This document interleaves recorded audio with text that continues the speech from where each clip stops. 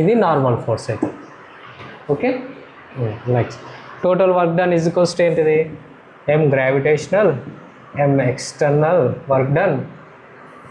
Next frictional force వచ్చేసి next work done normal force. So okay, next here gravitational force ఏం తీసుకుంటాం? MG sine theta తీసుకుంటాం ఇక్కడ. ఎందుకంటే దాన్ని డ్రైవింగ్ ఫోర్స్ అని అంటారు. అంటే మన కొండ ఎక్కుతున్నప్పుడు మనం వంగి ఎక్కాలి. సో ఎక్కుతుందనుకో, టీటా ఎక్కుందనుకో, బైకర్స్ ఉంటారు, బైకర్స్ చేసేటప్పుడు టీటా ఎక్కువ ఉంటుంది. సో అప్పుడు ఏంది డిఫికల్ట్ క్లైంబింగ్ అవుతుంది కదా. మనం తిరుపతి కొండ ఎక్కేటప్పుడు కొంచెం వంగి అవుతుంది. అంటే ఏంది, గాలి ఇటు వెళ్ళిపోవాలి, కొంచెం టీటాను లెస్ చేయాలి. టీటా లెస్ చేస్తే ఏమవుతుంది? తొందరగా వెళ్ళిపోతాం. అందుకే కదా సైన్ 0 ఏమవుతుంది? 0గా.